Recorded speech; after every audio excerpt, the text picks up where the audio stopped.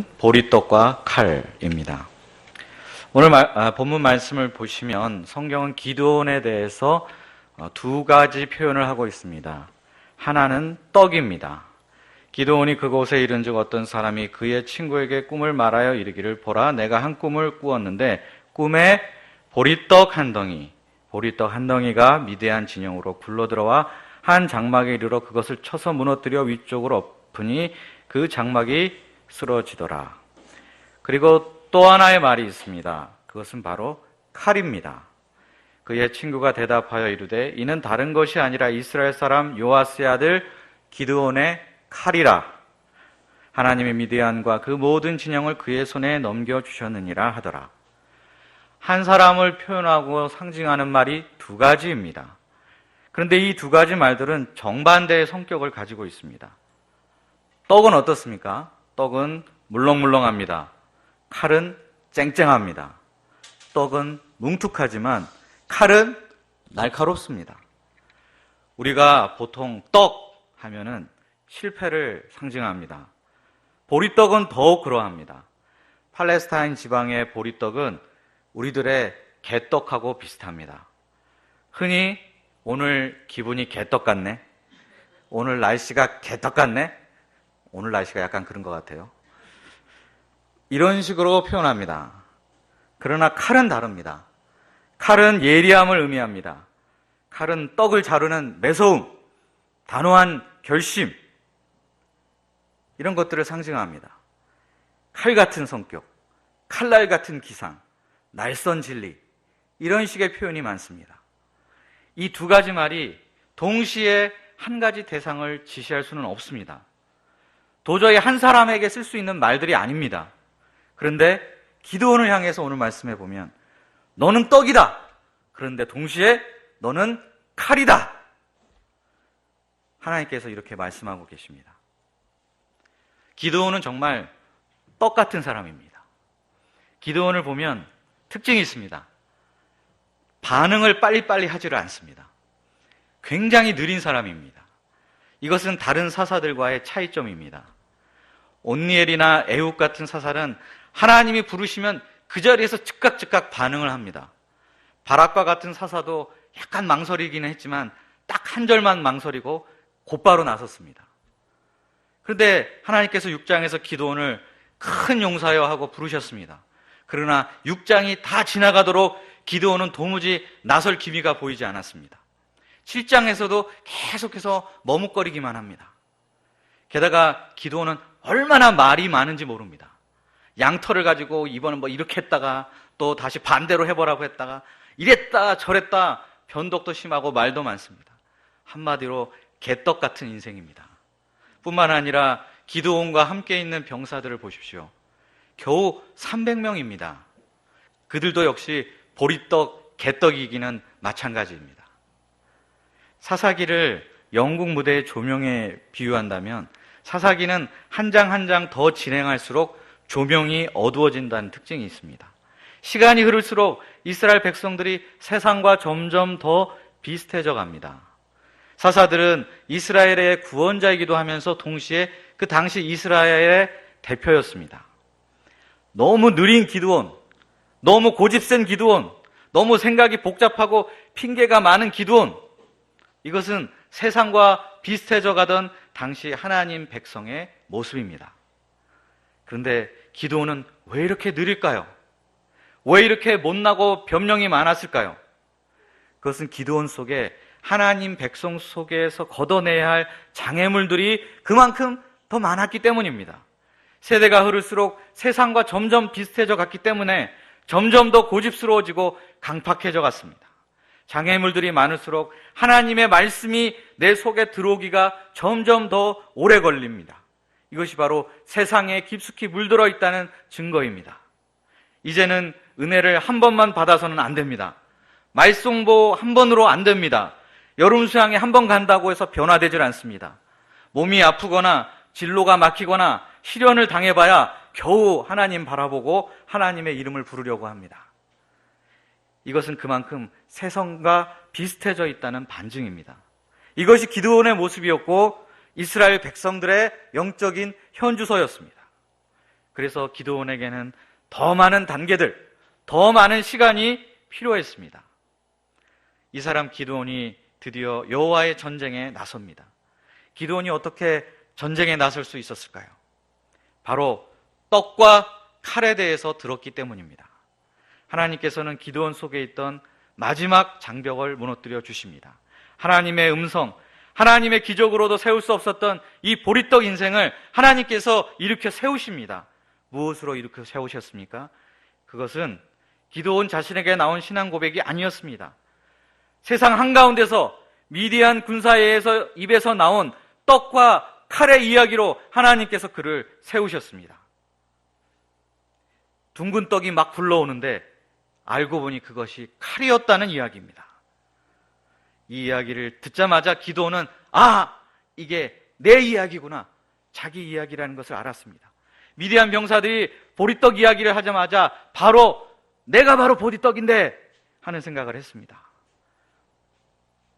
그런데 이상한 것은 이 보리떡이 칼로 변신한다는 것입니다. 보라, 내가 한 꿈을 꾸었는데 꿈에 보리떡 한 덩이가 미디안 진영으로 굴러 들어와 한 장막에 이르러 그것을 쳐서 무너뜨려 위쪽으로 엎으니 그 장막이 쓰러지더라. 이는 다른 것이 아니라 이스라엘 사람 요아스의 아들 기드온의 칼이라. 보리떡, 저건 나 기드온인데, 그런데 어떻게 저것이 칼날로 바뀌어버리네? 떡인데 칼이 되었습니다. 전혀 어울리지 같지 않았던 이 두 물건, 떡이 칼로 변하는 놀라운 역사가 일어났습니다. 이 이야기를 듣고 나서야 이 고집센 사람 기드온이 드디어 일어나서 여호와의 전쟁을 수행하게 됩니다. 이어서 기드온과 300 군사가 싸우는 모습을 보십시오. 이들이 들고 싸우는 무기들을 보십시오. 칼과 창과 총을 들지 않았습니다. 나팔과 항아리와 횃불을 들었습니다. 세대가 나팔을 불며 항아리를 부수고 왼손에 횃불을 들고 오른손에 나팔을 들어 불며 외쳐 이르되 여호와와 기드온의 칼이다 하니, 전쟁에 나섰다면 당연히 들어야 할 무기가 무엇이겠습니까? 당연히 칼을 들어야 합니다.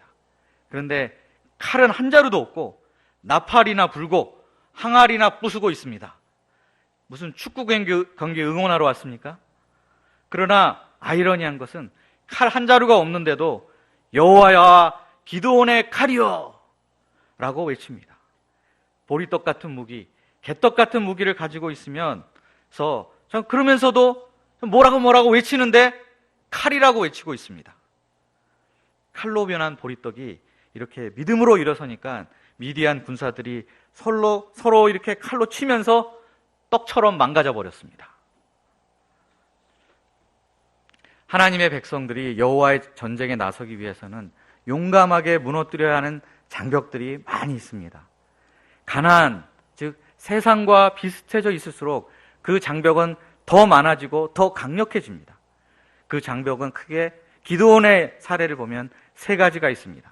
먼저는 자아의 장벽입니다. 하나님께서 아무리 큰 용사여 여호와께서 너와 함께 하시도다 이렇게 말씀하셔도 일어날 수가 없었습니다. 왜냐하면 자기 자신을 볼 때 큰 용사가 아니었기 때문이었습니다. 반복된 실패, 낙심, 자기 연민, 피해의식에 빠져 있어서 큰 용사, 에이 그런 건 난 몰라 이렇게 말했습니다. 하나님의 음성을 들어도 일어날 수가 없었습니다. 하나님께서는 이 자아의 장벽을 먼저 무너뜨려 주십니다. 하나님께서는 이를 위해서 부끄럽고 소심한 순종이라도 들어 쓰셨습니다. 밤에 우상을 부수는 그 부끄러운 순종이라도 억지로 하게 하심으로 기드온의 견고한 자아의 장벽을 부수셨습니다. 두 번째는 불신의 장벽입니다. 불신의 장벽이란 하나님의 살아계심이 잘 믿겨지지가 않고 경험되지가 않는 것입니다. 내 인생을 봐도 그렇고 세상을 봐도 그렇고 도무지 하나님께서 역사하시는 것처럼 보이지가 않았습니다. 기드온이 이 장벽이 너무 거대해서 하나님을 믿을 수가 없었습니다. 그래서 기드온은 전쟁터로 바로 나가지 못했습니다. 양털 뭉치에만 이슬이 적게 해주십시오. 양털 빼고 다 적게 해주십시오. 이런 요구를 하나님께 했습니다. 하나님을 내 손으로 만져보지 않고는 도무지 믿을 수 없을 것 같아서 이렇게 한 것입니다. 당신을 믿게 해주십시오. 당신을 느끼게 해주십시오. 하나님께 실망할까봐 제 인생을 드리지 못하는 이 불신의 장벽을 무너뜨려 주십시오. 이렇게 기도할 수밖에 없었습니다. 하나님께서는 이런 기도에 응답하셔서 두 번째 장벽을 무너뜨려 주셨습니다. 그러나 이것이 끝이 아니었습니다. 마지막 한 가지 장벽이 더 남아 있었습니다. 그것은 무엇이었습니까? 바로 두려움의 장벽이었습니다. 자아와 불신의 장벽이 무너져 전쟁터까지 왔는데 막상 여기 와보니까 더 이상 내려갈 수가 없었습니다. 두려움 때문이었습니다. 두려움의 이유가 무엇입니까? 이 전쟁터 같은 세상 한가운데 와보니 미드안의 군사들의 강력한 모습이 다 보이는 곳에 와보니까 나는 보리떡인데 저 세상은 칼날입니다. 목자학교를 졸업할 때만 해도 얼마든지 세상에서 승리할 수 있을 것 같았습니다. 그러나 막상 세상에 나가보면 내 속에 있는 두려움을 감출 수가 없습니다. 부모님이 뭐라고 한마디 해도 벌벌 떨게 됩니다. 나는 여전히 보리떡이고 세상은 날카로운 칼날이었습니다. 이 장벽이 무너져야 합니다. 이 장벽이 우리 영혼 속에서 와르르 무너져야 주님과 함께 믿음의 싸움을 싸울 수 있습니다. 디모데후서 2장에서는 믿음의 장수인 바울이 다음 세대에 믿음의 싸움을 수행해야 할 디모데에게 이렇게 권면합니다. 은혜 속에서 강하라. 이 말은 너무 이상한 말입니다. 과연 은혜 안에서 강할 수 있을까요? 강하기 위해서는 은혜 안에 있으면 안 되지 않습니까? 강하기 위해서는 미디안처럼 힘을 길러야 하고 메뚜기 같은 중도한 수를 모아야 하고 칼과 창으로 무장을 해야 되지 않겠습니까? 그런데 은혜 안에 있으면 어떻게 됩니까? 은혜는 무능한 자들에게 주어지는 하나님의 은총입니다. 날마다 자신의 가난함을 고백하고 주님만이 나의 의가 되심을 고백하는 사람들에게 주어지는 선물이 은혜입니다. 그런데 어떻게 은혜 안에서 강해질 수 있습니까? 그러나 사도 바울은 단호하게 권면합니다. 은혜 속에서 강하라. 기드온 속에 있는 장벽을 끝까지 무너뜨리는 하나님의 마지막 펀치가 바로 이것입니다. 인간적인 관점에서 볼 때 나는 보리떡입니다. 그런데 이 보리떡이 그리스도 예수 안에 거하고 그 은혜에 감사하며 살아갈 때 그때 보리떡이 칼날이 되는 역사가 일어납니다. 하나님의 백성들에게는 누구에게나 다 핸디캡이 있습니다. 저마다 아픔이 있습니다. 다 약점이 있습니다. 하나님께서 그것들을 허락하셨습니다. 신체적인 약점, 정서적인 약점, 성격적인 약점, 가정의 약점일 수 있습니다. 사회적 조건, 인간관계의 약점일 수도 있습니다. 하나님 백성들은 정품이 아닙니다. 다 1+1입니다. 보리떡 같고 개떡 같습니다. 보리떡과 칼날은 어울리지가 않습니다. 그런데 이것이 바로 믿음으로 목자의 사명을 감당하고 믿음으로 직장생활하며 믿음으로 자녀를 기르는 하나님 백성의 본질입니다. 우리는 다 보리떡 인생입니다.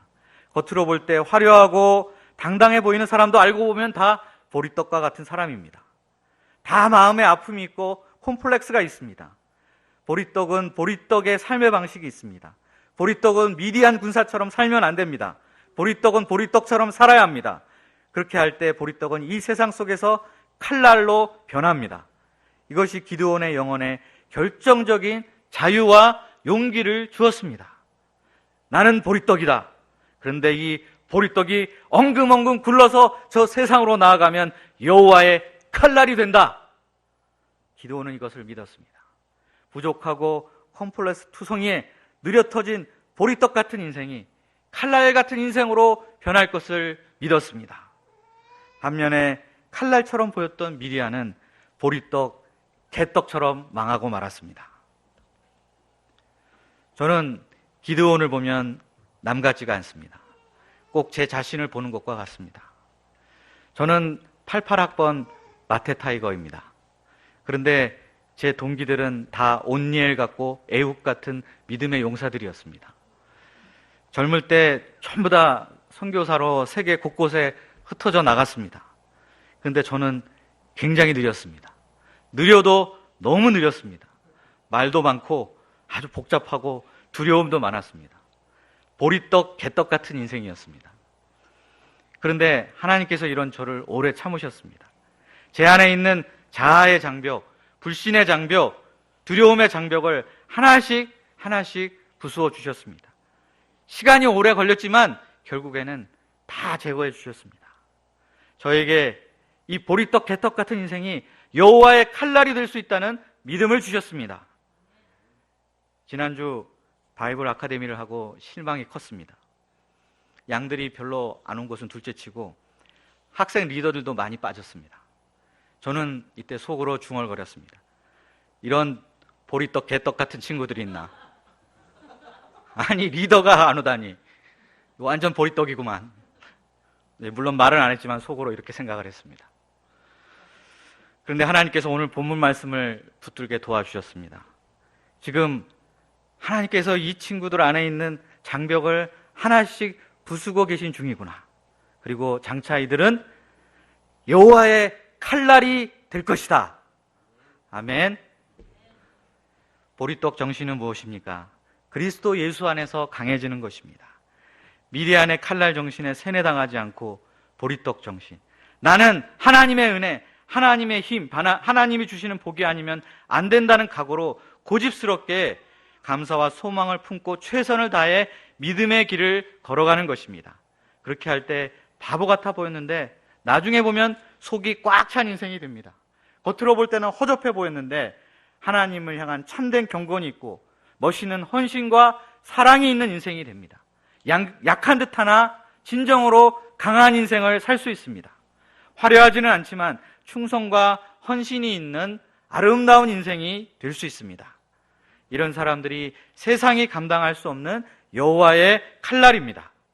우리 모두가 이와 같이 멋진 보리떡의 인생을 살아갈 수 있기를 기도합니다. 기도하겠습니다. 사랑이 많으신 하나님 아버지, 보리떡과 같았던 기드온 한 사람을 오래 참으시고 3번 동안 그 장벽을 부수사 마침내 하나님의 용감한 칼날이 되게 하신 그 하나님을 바라봅니다. 우리도 참 보리떡 같고 개떡같이 형편없는 자들이지만 그러나 하나님의 은혜를 의지하고 하나님을 신뢰할 때 여호와의 칼날, 세상으로 굴러들어가 세상을 이기는 믿음의 용사, 승리자가 될 것을 믿습니다. 이 믿음으로 살아가게 도와주시고 또한 이러한 믿음의 용사들이 우리 가운데 많이 일으켜 세워지기를 간절히 기도합니다. 예수님의 이름으로 기도합니다.